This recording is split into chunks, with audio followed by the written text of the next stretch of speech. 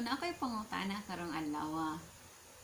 Imo na bang gisugdan o plano kung unsaon nimo paggasto ang imong 13th month pay? Hi, this is Gwen Lazarito, and today I'm going to give you some tips on how you can spend or use your 13th month pay to help you in your financial independence journey. So let's go through this list together, kay pati ako padung man sad ko ana nga journey, so dungan ta. But nganong naman ni usa ka video si 13th month pay, nganong special man kayo siya? Well, because if you're going to ask a financial advisor or a financial coach, 13th month pay is actually part of or what they categorize as windfall money. So, unsa man ning windfall money? Windfall money is anything nga wala ginakuha sa inyohang kanang monthly salary or monthly income. So, an example of windfall is kana bonuses, 13th month pay, 14th month pay, unsa pa man kanang inheritance chart, kung naka-inheritance, or daog sa luto, daog sa bingo, mo na sila mga windfall money na sila. So, if used properly, they can really help you get rich, or at least get richer than you were yesterday. So, tip number 1. Okay, I think I have 8 tips. So, taas me. So, tip number 1 is the most important one: build your emergency fund. And what is an emergency fund, by the way? So, emergency fund are things or the money that you can use in case of, well, emergencies or calamities. So what are examples of emergencies, or what counts as an emergency? Emergencies can be if naguba ang inyong gate or ang inyong roof, then you can use that. Naguba inyong sakyanan, you can use that. Or you were laid off, or your company declared bankruptcy, you can use your emergency fund. So how can you use, or how can you start your emergency fund?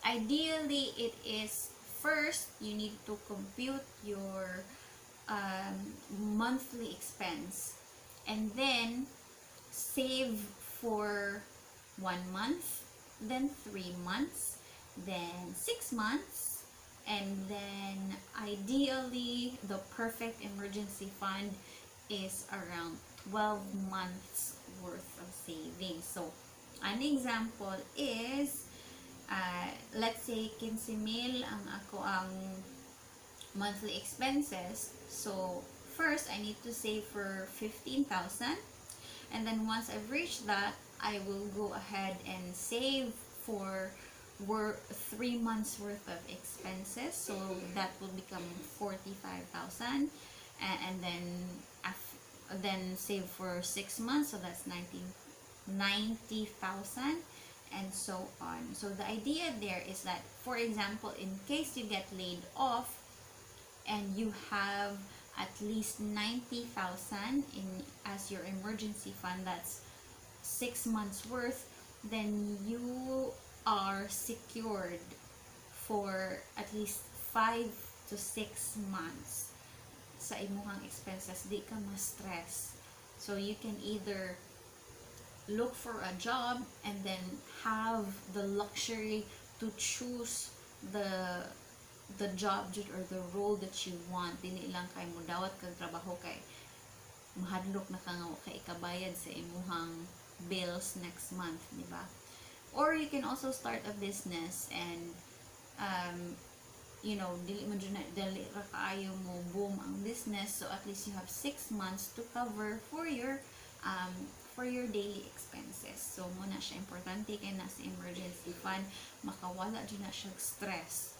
Next is to pay your debts. So, dili naman siguro na ako kinahanglan stress kung anong importante bayaran ng utang sa. So, for me personally, I really want to pay my debts because it eliminates or minimizes stress and eliminates the interest. So, I really do not like unnecessary stress sa akong life. So, as much as possible, ganahan dyan ko nga bayaran ng ako ang tanang utang. The next one is that if kadtong utang na ato siya interest, mo dyan to akong unahon o bayad, kay mao ang interest dyan ang makapapobre na to. Kay, especially if the money that you loaned is not generating any income. So as I mentioned sa previous na ko nga video, if it was an investment or an expense, if I loaned money and I used it for an expense, then stressful kayo ang interest. So I hope that's clear.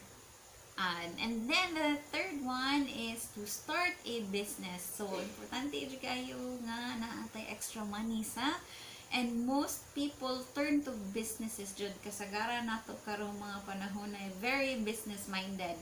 So, you can start a buy and sell business if you're good at cooking, if you have like those baking skills, then pwede ka bake of goods or mag-create of packed lunch, and then you can distribute that to your office or to your friends. You post it online, or if you have skills, like for me, I'm good at drawing, I'm good at hand lettering, so I advertise my services and I've used that as a sideline business. So, nganong kinahanglan man akong 13th month ani. Well, of course, if for example, if you're going to bake, then you need tools, baking tools, right? So you can use your 13th month pay as capital, so that you can create wonderful creations that would really sell. So next is number 4, and this is something dili ganahan storyaan sa mga tao, but I think importante kay nga ato ning storyaan is to protect your income. So what does it mean to protect your income? Protecting the income means protecting the income of the family. Now I'm just going to go straight ahead to the example. If the breadwinner is the father and the mother is the housewife who takes care of their children, and then si papa nakalit lang o kawala, if the father got or made sure na naprotektaan ang income sa pamilya, then most likely naa siya'y kwarta nga gigahin para dili maglisod ang iyang pamilya. So, if naatong income protection, then the wife does not need to worry about the bills, about the tuition fees, o lain pang mga gastoonon sa pamilya, bisag na wala na ang iyang banat tungod ato nga fund. Now, usually most often than not, you can get a good income protection if you get life insurance. So, for example, the father earns around like 30,000 per month. Ibutang na to. If he got himself a good amount of life insurance, it's usually going to cover 5 years worth of the family's income. So that's 30,000 times 12 months in a year, and then times budget 5 years. So within that 5 years, the family will have at least 30,000 per month, and that will give ample time for the mom to look for a job or start a business without having to stress about and worry so much nga kung asa niya kuhaon ang iyang bills, asa niya kuhaon ang iyang ang tuition fees sa iyang mga anak, saon niya pagbuhi iyang pamilya. So that is very, very important, and that this is actually one of the reasons why I became a financial advisor as well, because of the lack of the education regarding income protection for Filipinos. I am surely going to discuss this in a future video, so stay tuned for that. But for now, let's move on to tip number 5, which is start a retirement fund. And nganong importante man si retirement fund? Simply because SSS and GSIS is not enough. So, my mom just turned 60 last year, and excited jud kayo siya makadawat sa iyahang kiniang pension sa SSS. But it turns out nga ang iyang pension kay kulang pagali pang sustento sa maintenance niya sa iyang tambal. So asa man kuha sa the money, it's going to be, well, me or her sisters or brothers dira kuha og kwarta. And ideally, in order for us to have that financial independence, no? Independence gani, it would be ideal if kita nga generation dili na ta maka-experience og inana. So let us start thinking na ato ang SSS o GSIS bonus na lang na. Dapat we should start thinking about our future today. Get a retirement fund. Now, there are 2 ways to get a retirement fund. It is either you get a retirement plan, so you can talk to a financial advisor about that, or if you don't like that route, you can always save your 13th month pay every year. So save it, put it in like a time deposit, good for like 1 year, and then after 1 year i-add na sa nimo ang imuhang 13th month for that year, then put it on time deposit for another year, and then so on and so forth, and that will eventually build up, and by the time nga 65 na ka, I'm sure dako na sa na siyang amount. It would be good enough to help support sa kato imuhang SSS or GSIS na pension, right? So the next is tip number 6. Kani kanang ako dyan siyang i-include kay it has worked for me for almost 10 years. I did it 10 years. But for the time na nag-eskwela dyan akong anak, because I've always paid or saved my 13th month pay for the next year's tuition fee. So I actually pay the tuition fees in bulk. Kay nga naman, 2 things. First is to avoid the stress that the monthly recurring kanang payments bring. Dili jud ko ganahan og kanang monthly payments. So I know for a fact na stressful kaayo nang moingon na imong anak nga, "Mang or Mami, exam na ba namo next week?" Nya kanang wala pa di ka naka-prep, di pa ka ready. So that's why I pay for it in full, so I don't have to worry. I can just kanang worry about other things, right?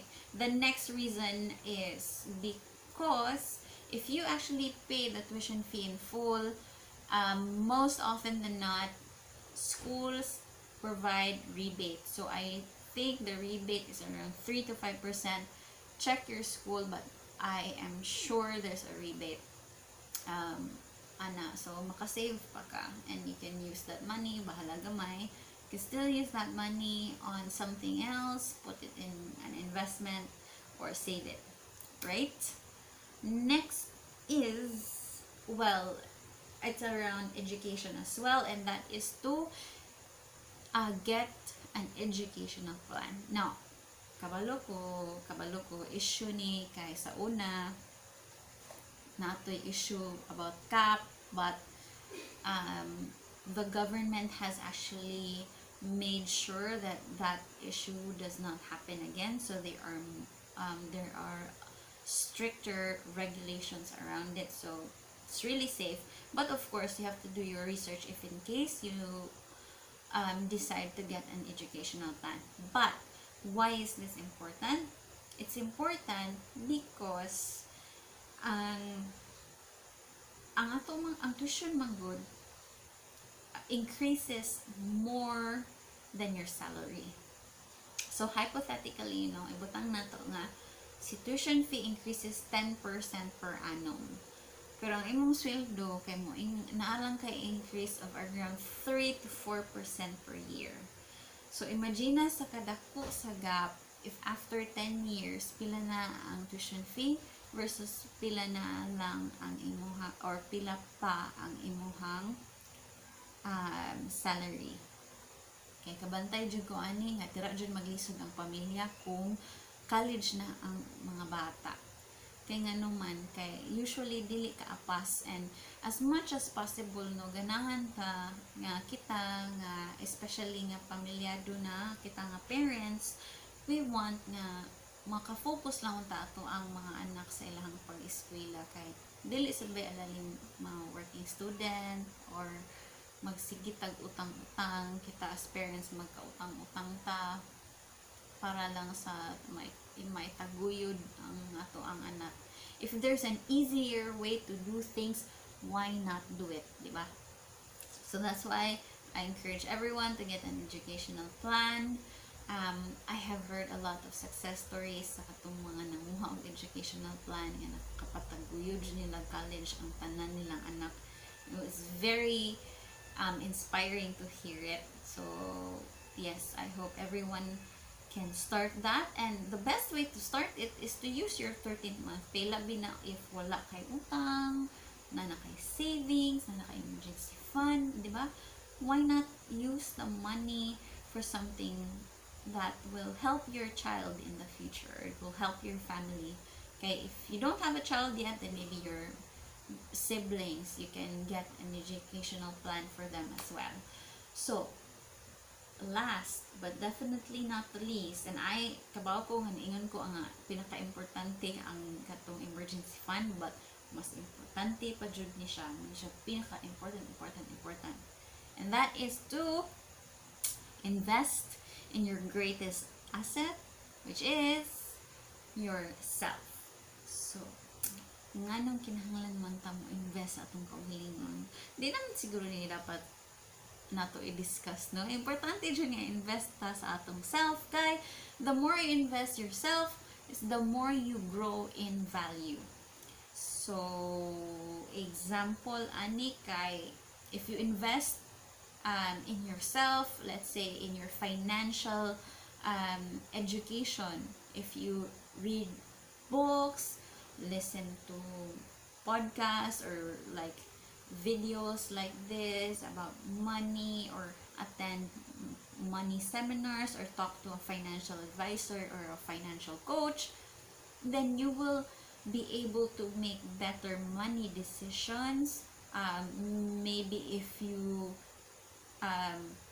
study about stocks or investing, then of course you will make better decisions when you start investing, or when you start getting into stocks.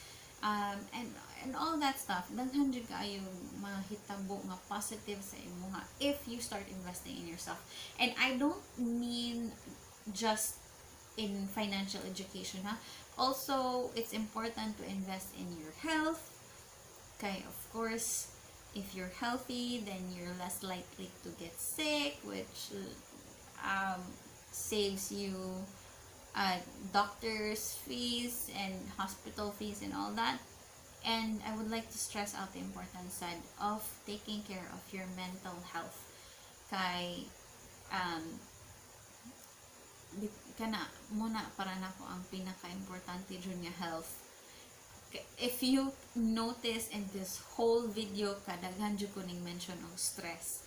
That's one of the major things that that contributes to our mental health, mga good. So if you're calm and collected and you're happy and you're content, then of course, if you're less stressed, then you have a perfect mental health, and that's important for me lang jud. So kana na invest in yourself first, and the rest will follow sa jud. So I hope these tips has helped a lot. If there's one thing lang jud nga akong ihanyo is please do at least bisag usa lang jud sa tips nga ako ang gipang share today. And if naade ay may ganahan nga tips, please comment down below kung unsa na siya. Kay if daghan kaayo na ang nag-vote ana nga or nag-comment about ana nga tip, then I will expound on that particular tip on future videos. So this is Gwen Lazarito, and let me leave you with this quote that your best life starts when you decide. Bye!